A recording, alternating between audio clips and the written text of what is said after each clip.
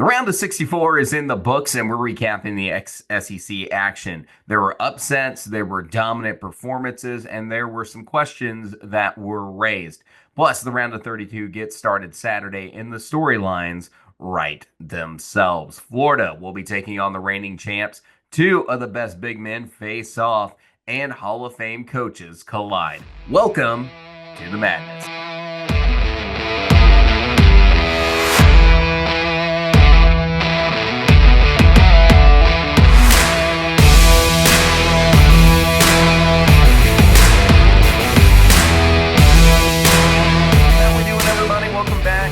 Subscribers checking us out again, and if you're new here, thank you for checking us out for the first time. Maddie isn't sick. I'm pretty sure she just fell asleep with all these late night games, but I don't know how you fall asleep with all this tournament action going on. And a matter of fact, let's talk about that action here in the rebound. Guys, there is no way I can recap all these games efficiently, going down what happened where, note here, note that. So here's what I'm going to do. I'm going to do a few notes, some of my overreaching thoughts, and I'm going to talk about it the best I can, and then we're going to go into some of the round 32 action. But this is going to have a different vibe here today. So let's start off with our first game.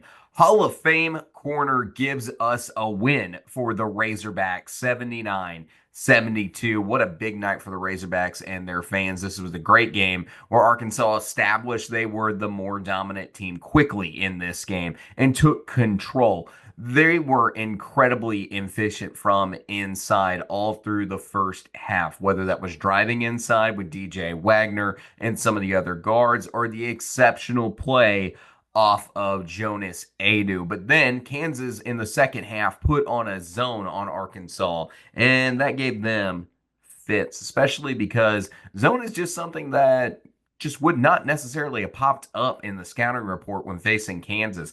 They had only gone zone on 7 possessions this season. John Calipari had to do some adjustments, and he talked about some of that in post-game. But Nelly Davis ended up hitting a huge 3 to give Arkansas the momentum they needed to get across the finish line in this one.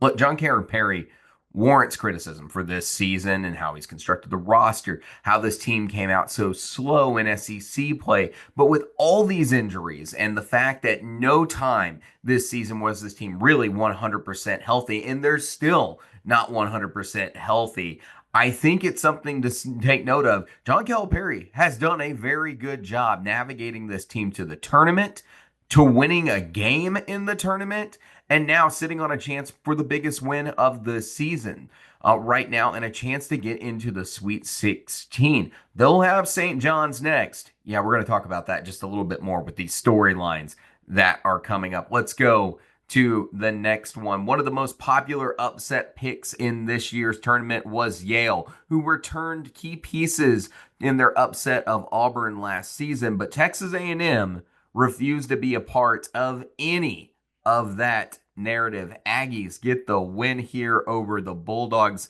80-71. You could tell that Yale was a good basketball team. You really could tell.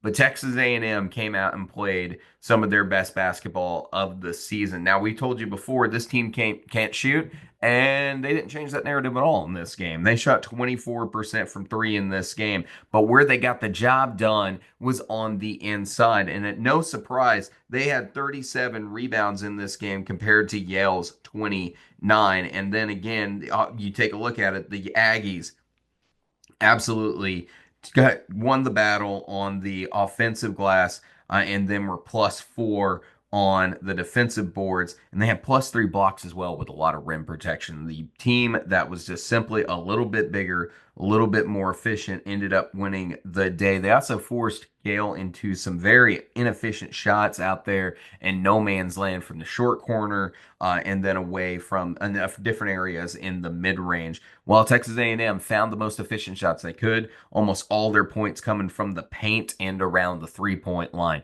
Very efficient game. This is a big win for Buzz Williams. This is one that they needed for Sure. The last season, this team didn't break into the Sweet 16. There were some expectations. You returned so much of this roster. You're on that path now. A&M's got a chance to make the Sweet 16, but they got a big matchup with Michigan coming up. We'll talk about that just a little bit more. That's going to be a test for the front court, certainly. But avoiding this upset here in the first round, Aggies get it done. There's more ahead for them, more basketball as a protected seed, and they may even have a collision course with one of the best teams in the SEC by the time we get there. Let's move on to our next one. This one happened here on Friday night while I'm recording, and it was a big win for the Kentucky Wildcats. David, you're saying big win?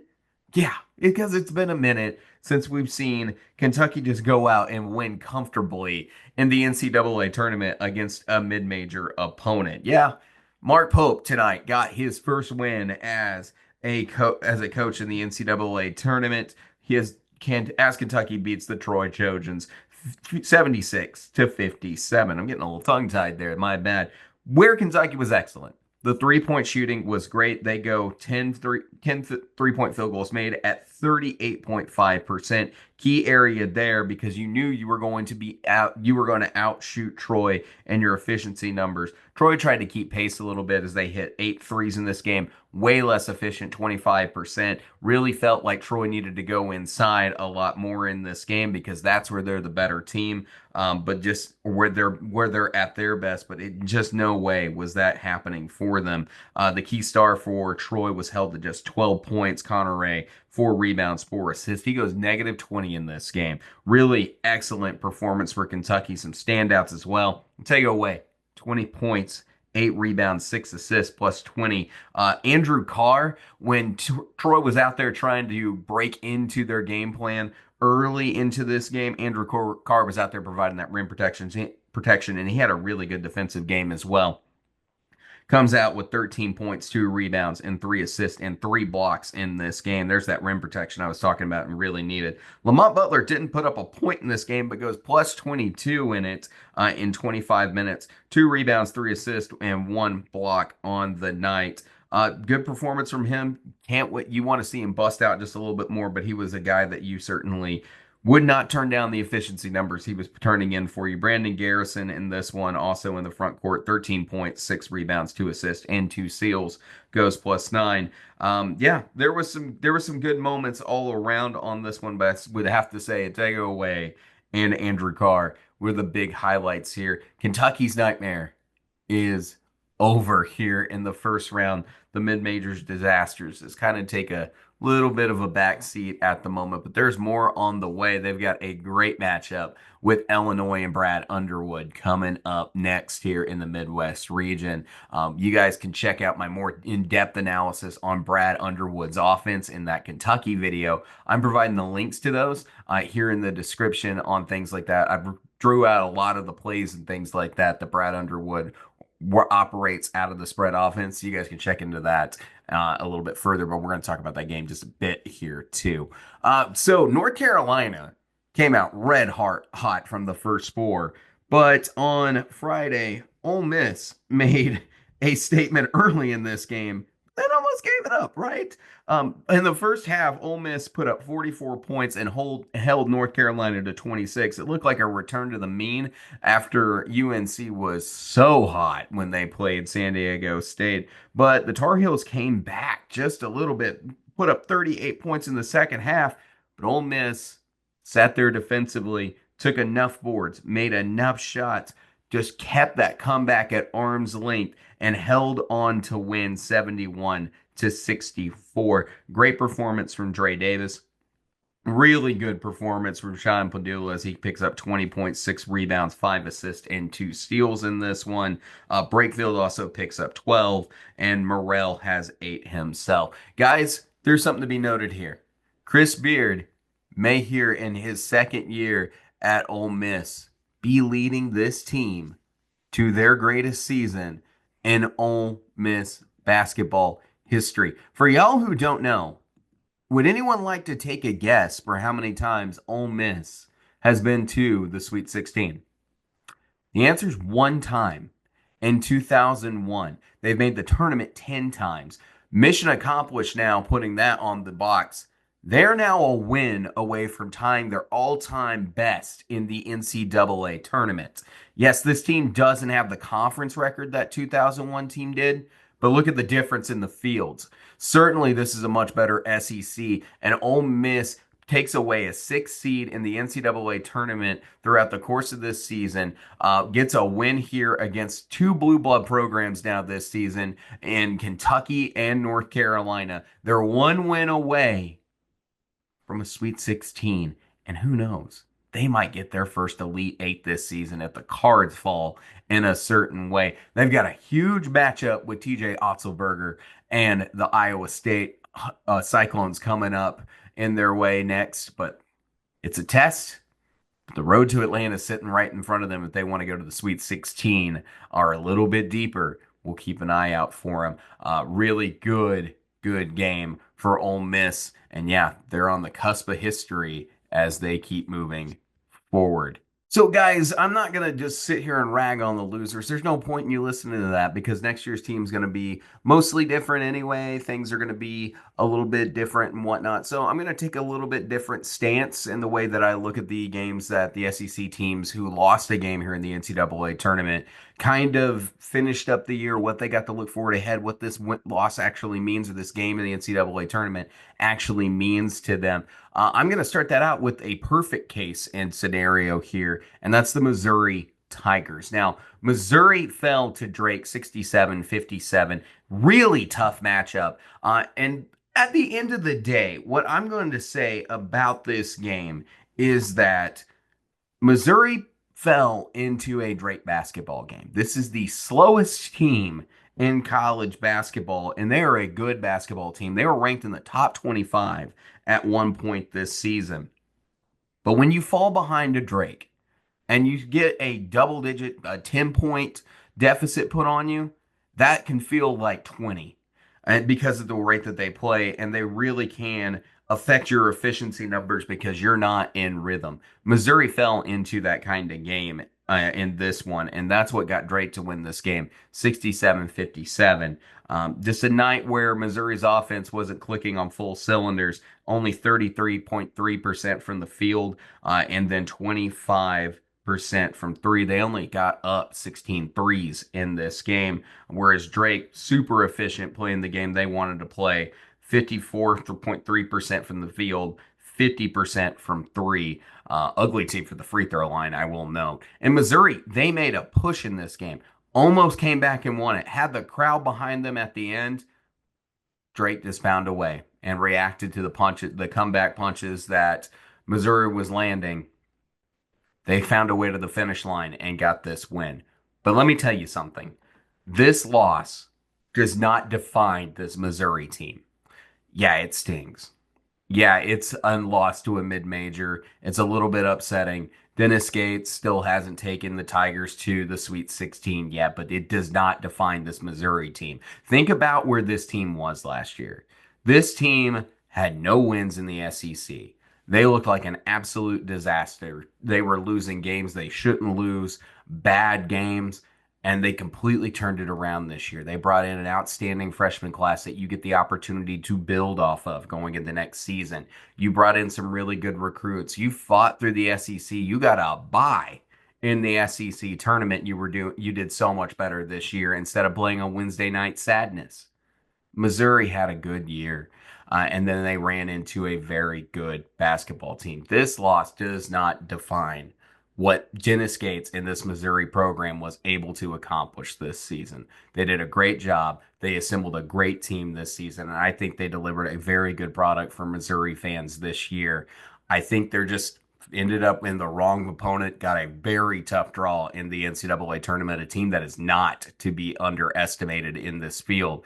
We'll see what they do against Texas Tech, but this loss does not define Missouri. This was a great year for Dennis Gates. Make no mistake about it. Let's go on to the next one because it was a bit of a heartbreak. I mean, a heartbreak in a great game that happened on Friday.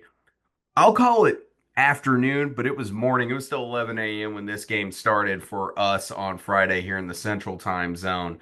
But the last couple of times Baylor and Missouri have got, or not Baylor, Baylor and Mississippi State have gotten together. It's been a tight ball game, and this was no exception here as Baylor wins 75 to 72. Josh Hubbard is still a star for this Mississippi State team, putting up 26 points, 2 assists, 1 steal. And Claudell Harris also 13 points in this one. Riley Kugel 11 points. Keyshawn Murphy, you wanted him a little bit more if he had played consistent throughout the game. Maybe the outcome changes in this one, but he still puts up 10 points, 4 rebounds, 1 steal, and goes +6 in this game. This was an absolute war and one that was just super close and just a heartbreak for State at the end of the day. They got to look there at the end of the game. But here's the good news.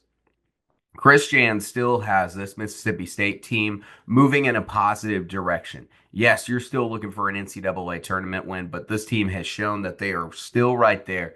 Chris Jans has shown that he has more to offer on the offensive end this season. I just want to see him put it together next season. I think he's capable of doing that. And if he still can maintain some of these players that he has the opportunity to maintain going in the next season, putting all of this together, coming in the next season where you've shown that you can play good offense this year. You know you have a reputation as a good defensive coach. If you can put both of those together, what can State do next season? This was a heartbreaker. You played a national championship winning coach and a team that's been up and down just like you this season. Today, they were just 3 points better. State led in this game at times. Chris Jans knows what he's got in Starkville. He's got something he's building. If he stays with it and this State program stays the course, we'll see how far the Bulldogs can push in the future. They've also got a really good recruiting class coming in the next year that I'm excited to talk about coming in when we do our off-season content. This won't be the end of the story for State at all. Let's go to the other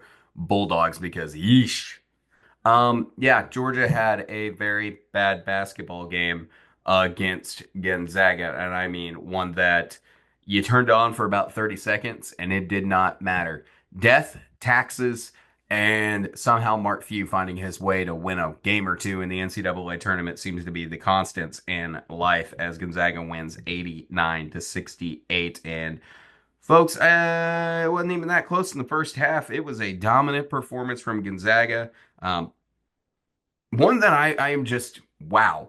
They did not take the most efficient shots. They kind of looked ugly at times, but compared to a Georgia team that just did not come ready to play, this was ugly. Look, there were no key stars besides Asa Newell and Silas Demery and maybe a little bit of Blue Kane in this one, but everyone was kind of just up and down, not what you're wanting. But Asa Newell is going to be a draft pick for this team, for coming out of this team going to the NBA. Silas Demery still showing all the potential that he has. But don't forget one thing I mentioned. This is the end of a 10-year drought for Georgia. Georgia's coming off the longest drought in the SEC without making the tournament. But what does this team do this year? They navigate their way from the bubble to being securely in to being in a position to have a chance at least to make a little bit of a run with all the talent they have on their roster on this team. They just did not get the Afterburners going here in the first game. They have played with a lot of momentum. They're a promising team.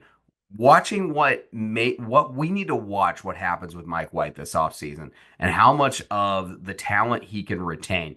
Because I'm still maintaining, and I've watched it over the last couple of years, he's opening a window with these last couple of recruiting classes and what he's put together. He's got a core of this team that he is working with that just seems to be growing and growing. And there's a window for better and better opportunities for Georgia ahead. I really do think he's still got this program moving in the right direction. And going into next season, it's going to be encouraging to see how much further Georgia can go if he can maintain this core of this team.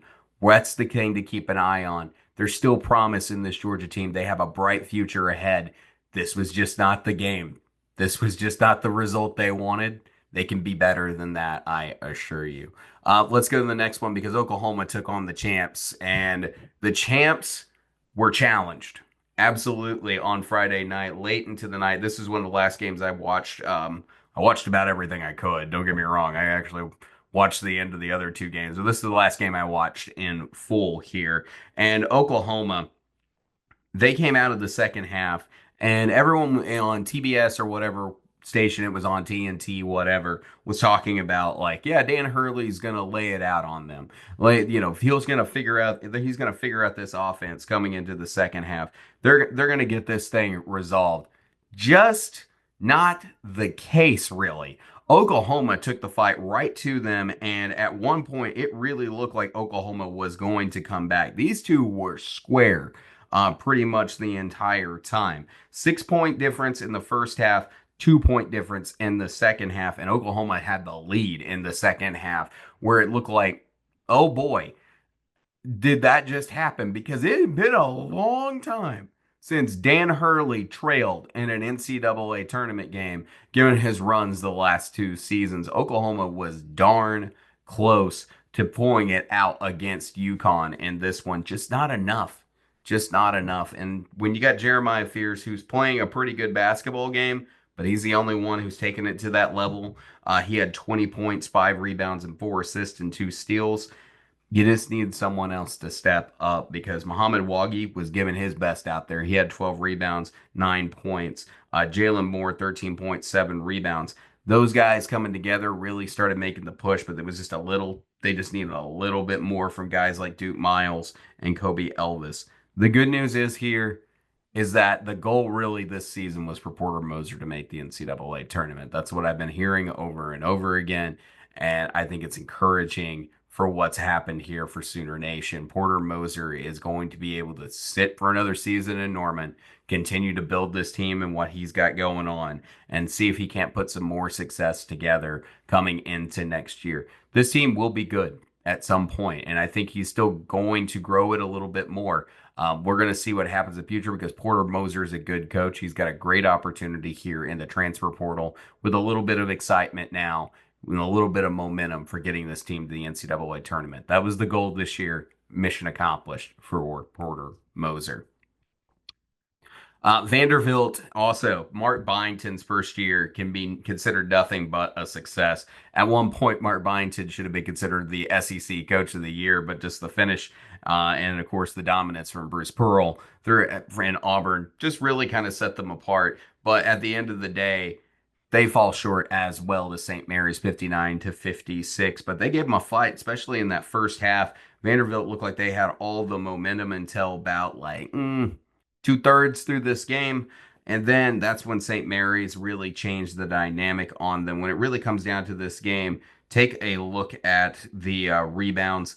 41-28. That was always going to be a major concern in this one. But Vanderbilt was out there getting turnovers, and that's looked like what was going to get the control. But that war on the glass and around the rim made the difference for St. Mary's. St. Mary's had the size they needed to pull this out, pull down those boards, and finish the job. They hit 7 threes of this one. Vanderbilt hit 8. 40% from the field for Vanderbilt. While St. Mary's was also 40% for the field. Jason Edwards put up 18 points, 5 rebounds, 3 assists. Mannion had 8.7 rebounds, and McLaughlin had 7.7 rebounds. Look, guys, this is an encouraging sign for Mark Byington. He can continue pushing this Vanderbilt team forward. And you have to admit, the way things have gone in Vanderbilt the last couple of seasons, and the desire to make the NCAA tournament, but falling short time and time again. Year one, new coach immediately puts you in the tournament in the most difficult conference in America and the greatest season the SEC has ever had. I think it's encouraging the fact that you have this Vanderbilt team that came just 3 points short of getting into the round of 32. Something that Vanderbilt fans probably didn't think was going to happen this season, especially for a team that was picked to finish last in this conference. It was a great year for Mark Byington. Let's see what happens going forward with Vanderbilt. So those were the losses. The key one, that's the losses across the conference. The next thing I kind of want to talk about are these top seeds. Really mixed reviews on some of the results here for the top seeds. Let me start out with just some overarching thoughts as Auburn gets the win over Alabama State 83-63. But man, there was a time in this game when it looked like Alabama State was going to make this a lot closer than it needed to be coming toward the end of the first half. Halftime did not look comfortable. The score at halftime in this one, folks, was 41-31. But Alabama State made a massive comeback, and it took a late surge in that first half to put that kind of distance by Auburn in there. Then additionally, Alabama State had a 3-point lead there for a little bit. Auburn came out super slow, didn't have things put together, but they finally turned the corner in that second half after having a little bit of a locker room talk. Comments from Dylan Cardwell just really saying, when are we going to wake up? We haven't been the same team since that Texas A&M game, and a lot of folks are saying that. They look a little shakier, but they took care of business in this game. I think that's a positive sign for Auburn. Definitely a team that, again, history says picked to win the national championship based on trends. But at the end of the day, yeah, Dylan Cardwell's right. This team's got to pull it together. They got some bigger competition coming up quick, and they got to match up with a big man that's going to matter here in the round of 32. Additionally, Alabama, they had a little bit of a not the perfect basketball game from their perspective. 90-81 to Robert Morris, very shaky. Alabama only 28.6 from the three in this game, and 66% from the free throw line. Now, Cliff Amore, Mark Sears, Mohamed Diabate, they had really good games, and I know that we're dealing with some injury issues right now with Grant Nelson, who did come out and play 7 minutes in this game, put up 5 points and 3 rebounds, helped this team out to help them get a little bit for a few minutes to get down the stretch. But Robert Morris was coming right at Alabama, knocking down 7 threes and going 42% from the field. Based on the difference of this game, Robert Morris takes a couple of more efficient shots, knocks down a few more free throws, and turns over the basketball a little bit less. Yeah, this thing could have got real nerve-wracking in that 12-15 game.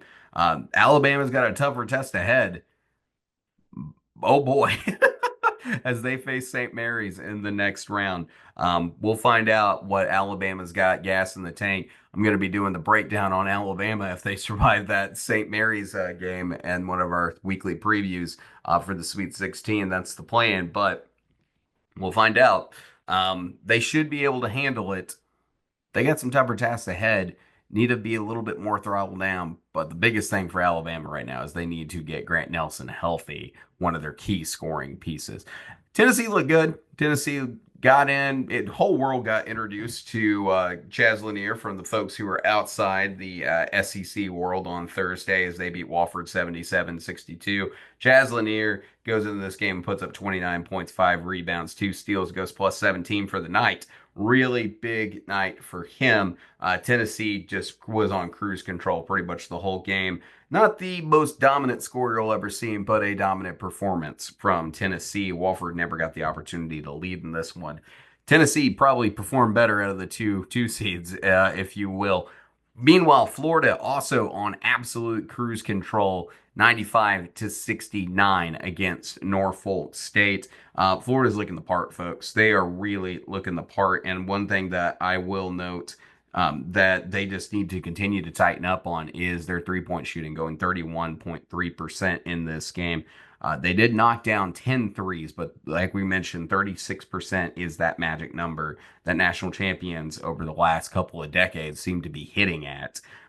This team's playing well. They converted at the free throw line well. Front court plays well with Hauk, Condon, and then meanwhile, Walter Clayton and Elijah Martin in the double figures, 23 per Clayton, 17 points for Martin there in the backcourt. This team's good. They look like a national championship team. They got a few things to tighten up, but this was the dominant performance out of the Gators. Well, I promised you folks we would talk about the first four here in this episode as well. And one of the big storylines was, of course, that Texas was the first SEC team to fall out as they lost 86-80 to Xavier. It was kind of the last minute, just things kind of fell apart for Texas in this one. It was a game that they should have won, and then they just really messed themselves over at the end, falling apart. You still got Trey Johnson, who's going to be in the NBA next year, 23.6 rebounds in this one, had a really good game. Tremont Mark put up 16 points. Shedrick also got 11. But it was just a game where Xavier found a way at the end, and Sean Miller is a really good basketball coach. Here's the thing. and why I also bring up Sean Miller. There is some talk right now that seems to be moving in a certain direction. Rodney Terry may not be the head coach in Texas next year. We've kind of been talking about this a little bit throughout the season. There's a lot of talk about that he might be gone. Additionally, there is talk, or he put out a message saying it's kind of in God's hands, in summary, on what's going to happen there to his job in Austin. Rodney Terry's made the tournament every year in Austin for the Longhorns. He's done a good job. He's won big games. He continues to put this team in the field and even took him to an Elite Eight not too long ago. He's done well. The issue is it's probably not been good enough when when you've got a team that's invested so much into their program. The pieces are kind of falling and suggesting that very quickly we will hear that Rodney Terry will be moving on as the head coach of the Texas Longhorns. And the candidates that we're hearing the most about seem to be Sean Miller and Brad Underwood. That's interesting considering the fact that Sean Miller had a game against Texas that he ends up winning, and then faced Brad Underwood, and Brad Underwood taking the day at Illinois. Those are the two names that seem to be popping up the most right now in this coaching search. I'll be very interested to hear how things go forward if there is a move toward Sean Miller here in the next few days now that Xavier has been knocked out of the tournament. But for Texas, their season comes to an end. This is going to probably be our biggest coaching search of the offseason this year. We'll keep an eye on it. Sean Miller used to coach Arizona, for you guys who don't know, until all the stuff that went down in the 2017-2018 Adidas scandal that involved a lot of these schools that had the Adidas merchandise branding issues a few years ago. He ended up getting fired from Arizona and then came back to Xavier. We'll see if he's got interest in taking the job at Texas and putting his talents up against the SEC. It's going to be an interesting coaching search to keep your eyes on should Texas make the move to fire Rodney Terry. Guys, let's talk about the round of 32 here just a little bit because we got some big basketball games ahead. Who the heck are Alabama fans going to cheer for when Auburn plays Creighton? These are Alabama's two biggest rivals, according to their fans.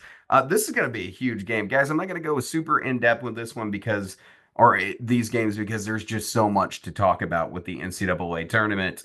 But this is a really good game when you talk about the matchup down low between Ryan Kalkbrenner and Janai Broome. That's going to be compelling as these are two of the best big men in college basketball right now.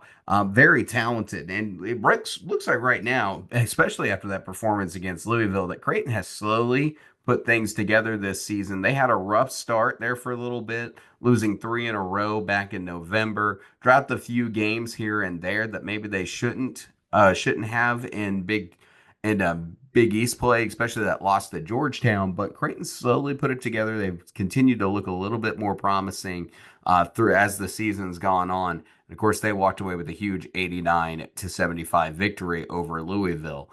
It'll be interesting to see if Dylan Cardwell's message has reached the rest of the Auburn locker room and if this team flips the switch and goes back to being that super dominant team that we've seen all season. Right now, this team is 2 for their last 5, coming off of being 1 of their last 4, coming at the end of the SEC play. Big challenge here against one of the best big men in college basketball, against your best one of the big men in college basketball in Janai Broome. Couple of notes about Creighton, just to hit it real fast. In this one, this team is all right. Not elite at shooting threes, but they got guys who can shoot it like Ashworth. Very talented around the three-point line. And then also keep an eye out for Ryan Kalkbrenner stepping out and shooting a couple of threes himself. Neal's also pretty talented as well. The lineup they've been using consistently at 51.2% over their last 5 games. Stephen Ashworth, Neal, Jason Green, Jackson McAndrew, and then Ryan Kalkbrenner. Additionally, this team is electric from inside or two, much like Alabama built. This team is shooting 60.7% inside the interior. They do a decent job of converting at the free throw line. They block a ton of shots. They're in the top 100 teams blocking shots in college basketball. And then they have one of the best defenses for the rate between opponents' free throws attempted and field goals allowed ratio. They're the best at limiting your shots at the end of the day. This is a good Creighton team. Auburn's got to turn it back on to the team they were back in November, December, January, and February, and not the team they are right now in March. Still, Auburn's got a lot of the pieces that they need. They just got to flip the switch, certainly, but they've got a challenge ahead. Kim Palm's got this one 81-71 at 82%. Let's go to the next one here on Saturday because it's another big matchup here as the Arkansas Razorbacks take on the St. John's Red Storm. This is the Hall of Fame matchup that everyone was very interested in talking about because you have former Kentucky head coach Rick Pitino and former Louisville coach on top of that, Rick Pitino, coaching at St. John's, while you have John Calipari, former Kentucky head coach, coaching at Arkansas.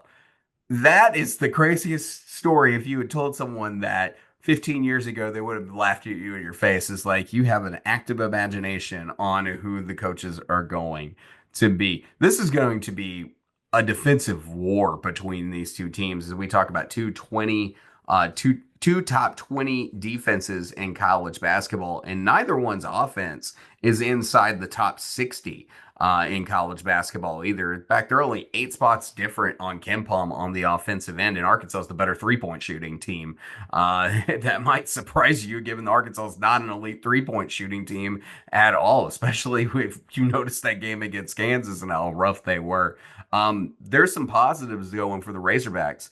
They have found ways to be efficient on offense, especially on the interior, and then getting to the free throw line. They're one of the better in the country. While St. John struggles at the free throw line, their team averages 69%, and then they're shooting a very rough 30% from three, while being all right, not great from the interior, and they're shooting below 50% effective field goal percentage. St. John's is going to remind Arkansas fans a lot of Texas A&M because they play great defense and they crash the offensive boards. This is going to be one of those games that make you rip your hair out, but it's going to be one of those games that you just really get in there and go, man, I don't know how these scales are going to tip. This is going to be a rock fight, an absolute rock fight.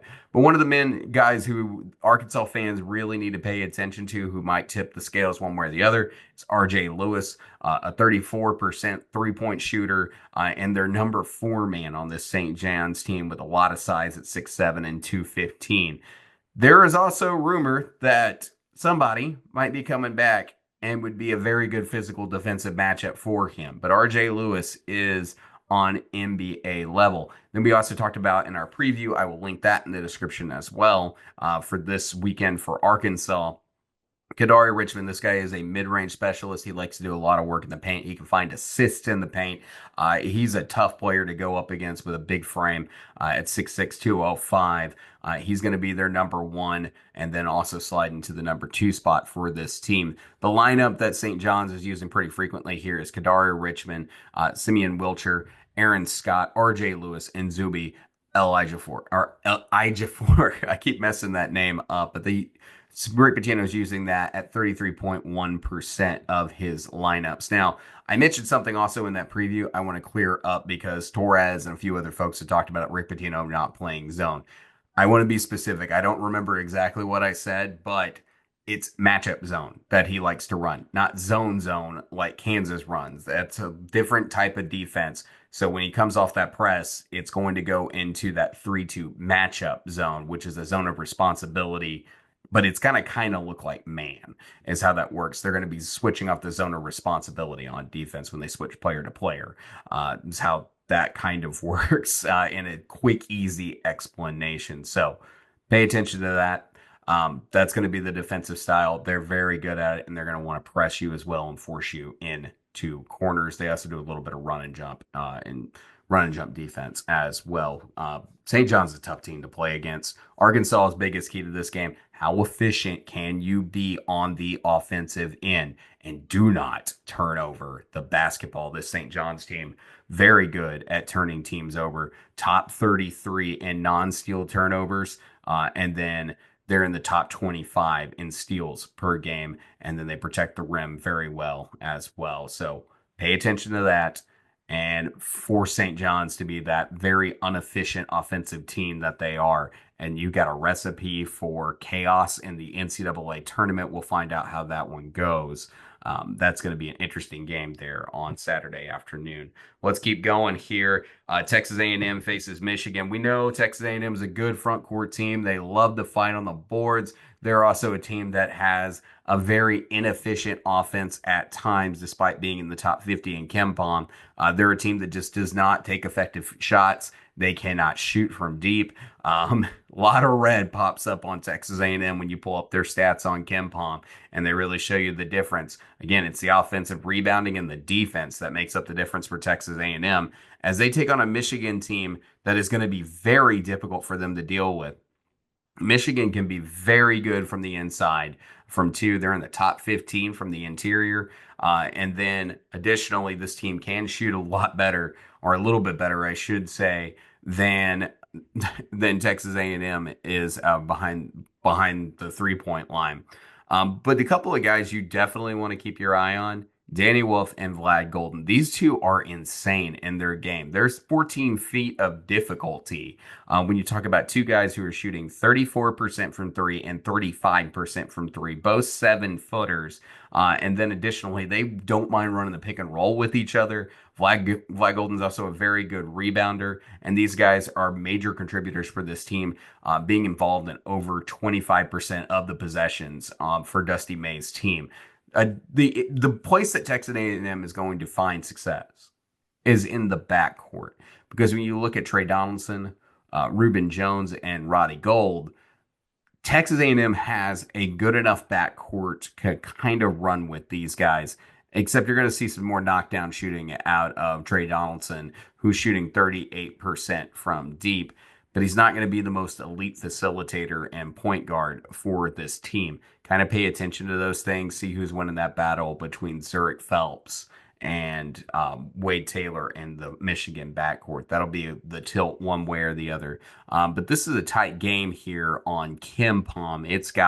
The computer's got it going 71-70 Texas A&M at 53%. That's essentially a coin flip. We are going to see a defensive war between UCLA and Tennessee, as both these teams are top 15 defenses on KenPom with pretty good offenses to go along with it. Which offense will end up prevailing is the question. UCLA has been a good team this year. They've just been shaky, but one thing that you really notice is that they lost a lot of their away trips in conference play when they went out to the East Coast. So how good is UCA really? Was it really these trips that Mick Cronin was complaining about constantly this season?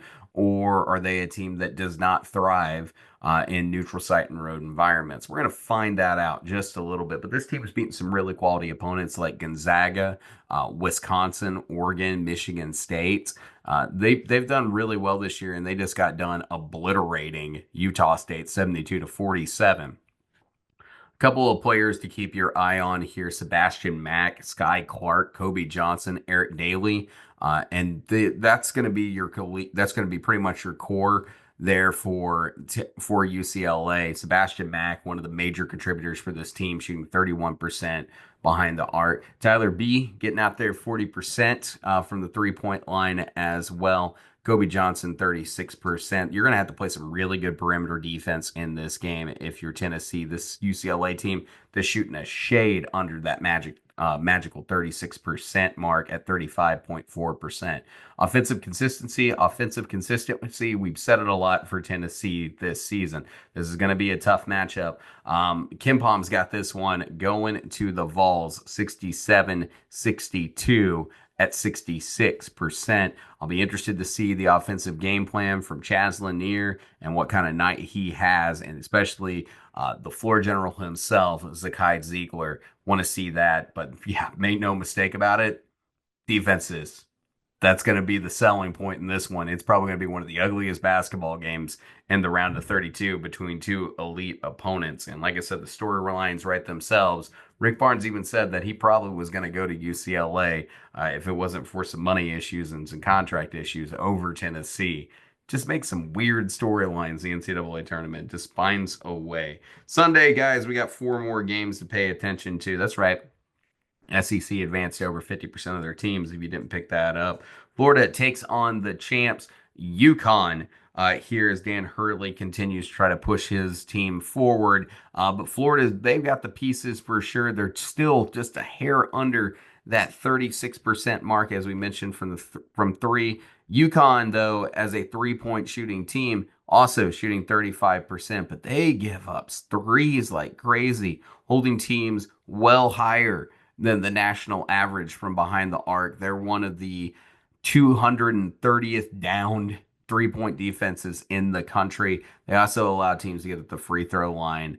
They allow the wrong guys to hit the free throw line pretty often, and then they're not turning teams over at an exceptional rate unless it's a steal, almost in the top 300. You can kind of see the issues that where UConn's at, but they've got dudes and they can play. Alex Caravan was out there making plays tonight against Oklahoma. You also keep an eye out for Liam McNeely, Samson Johnson, who can be a force big man in this game, and then Solo Ball and Hassan Daria. Aiden Mahaney can also be a good contributor as well when he gets mixed into the rotation. It's going to be when you go against the best coach in college basketball, so to speak, you're going to be tested. But Florida's been a good team this year. They have a great offense, and right now it ranks number one in KenPom. They do a really good job of taking care of the basketball. They fight on the offensive glass, and they've got a ton of depth. It's not going to be like Oklahoma, who doesn't have an elite big man to fight against UConn. Florida's got depth after depth sitting there in the front court with Alex Condon, Hauk, and a few others. This is a recipe that really Florida can find a way to win. It's against a really good coach, though, too. So you're going to have to wait that one out. But where Florida really can excel is in their depth. UConn, not a particularly deep team this season. And then if they can have extremely efficient nights shooting from three from guys like Elijah Martin and Alex Condon, that can continue to raise the ceiling for this team. Same with Will Richard, who's also at that 35%. We're just looking for a hair better, and this team really can straighten it out. The matchup between Samson Johnson and Ruben Chinyonlu, that's going to be interesting to me as this goes on. Same with how Handlog gets mixed in to this game. KenPom's got it going 82-71 at 83%. Let's continue on with the action on Sunday as Kentucky takes on Illinois. Guys, we have a whole video that's already dedicated right now to talking about Kentucky and Illinois pretty much. I went through the Troy game and the Illinois game in that video as a possible next opponent. Illinois is a good basketball team. Brad Underwood using that spread offense that you could dive into a little bit deeper. The mixed up pieces here is Jaconis is going to be a big time major player to keep an eye on. He can be inefficient from three, but he is a big contributor for this team. And then Thomas Levovic, because of his versatility and size in that spread offense, just makes him a very difficult player to defend. That's going to be a big matchup on the defensive end. And I think if Kentucky is going to win this game, they got to figure out how they're going to win that and not get lost on the defensive end with all the different mixes that the spread can set up to, because you don't have a dedicated spot in that offense. It's just kind of where you flow in it. So that's going to be an important area to watch as well. So those are your key players. You know the type of offense they're going to run. The biggest thing with Illinois is that you just don't know what team you're going to get any given night. So if you were a person who picked Illinois to beat Kentucky for your Sweet 16, or you have Kentucky picked to beat Illinois, look, no one knows how this game's going to go, because when Illinois is playing lights out, they're hard to beat. and then they can deliver an absolute dud, pretty much as well. And we've seen them do that at the worst times possible when the lights are the brightest. When they face Duke, they look like an awful, awful basketball team. But then we get, like I said, we turn around, they could go out and they can beat somebody like Oregon 109 to 77 out on the West Coast, or they can go out and they can get a win against Purdue, or they can go out and make sure that they beat Xavier in their first game of the NCAA tournament, or deliver wins against Wisconsin or Missouri. This is a good team. This is a really good team when they click. That's going to be the thing. Kentucky needs to be disrupted. They got to make sure that they come out at their best at the beginning of this game if they want to make the Sweet 16 and kind of put Illinois in the back foot so they end up delivering that dud. I think that's part of the secret to success here for this team. But make no mistake, Illinois is also really good from the interior, top 20 in the country from 2 points, and then their effective field goal percentage is in the top 100. Like I said, nights they're great, that goes up. Nights that they're delivering absolute dud, it can look really ugly. Kentucky also has a key advantage in 3-point shooting. They're a much better 3-point shooting than Illinois is on a given night. So also keep an eye on that 3-point percentage for Kentucky as they deliver that beautifully efficient offense that they have. Again, if you want to watch more on Brad Underwood's offense, you can jump into that video that I've linked in the description. Alabama takes on St. Mary's. This is another really good matchup. Here's the thing. St. Mary's has got some really good size, and they go for those blue-collar points the same that Nate Oates does, and then they play in a completely different tempo than Alabama, which makes them just an ugly team to be matched up with. And when they do that, if St. Mary's controls the pace of the game and they're winning those offensive boards and they're out there converting from the free throw line or blocking your shot or turning you over, you've got to figure out how you're going to turn the game up in order to get those analytics that you so love to kind of tilt in your favor. Again, this is kind of like counting cards. If you're not shooting well 1 minute, eventually the streak will end. Things like that, and taking those highly efficient field goals. It just kind of depends on who's going to control this game. Keep an eye out on Jordan Ross, Luke Barrett. The guys, I cannot pronounce their name, and I'm still not going to try, with Augustus and Paulus. Very good guys, but one thing you're going to notice, Alabama's going to use a lot more depth in this game. So when St. Mary's is getting tired, if they're not controlling the pace, that's a key area for some of the younger guys like LeBaron Filan, and then also Chris Youngblood, who's not one of the younger guys, but you know what I'm saying. The second rotation of players to come in there and speed up the game and try to wear some legs out for St. Mary's. I think if Alabama can get St. Mary's to run, they're going to win this one. They cannot let St. Mary's fall into their rhythm of the game. And additionally, like I said, this team's got to get healthy. They got to have a few guys deliver. This is a key leadership game, I feel like, for Mark Sears. I think he's going to play his best basketball to lead this team, as broken as it is right now, with Jaron Stevenson dealing with some hand injuries. The exact amount of time Grant Nelson's going to play kind of up in the air. I think this is a game where Mark Sears needs to put that leadership in full gear as this team's one of their upperclassmen and best players. He needs to be playing some of his best basketball to deliver this team into a Sweet 16 and give them another week to get a little bit healthier. Ken Palm's got this game going 77-73 at 65%. One more on Sunday. Last game on Sunday. Is Ole Miss going to make school history here? In order to do that, they got to go through TJ Otzelberger and Iowa State. Iowa State is a darn good team coming out of the Big 12. This is a top 10 defense and a top 20 offense, and a team that you'll notice shoots well from three.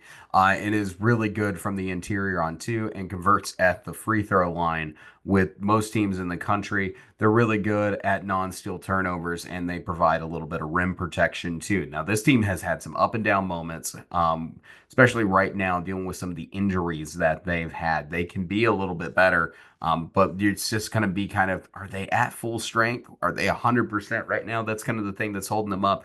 But Iowa State's defense is very physical. It is going to jump passing lanes, and they are a good guarding team.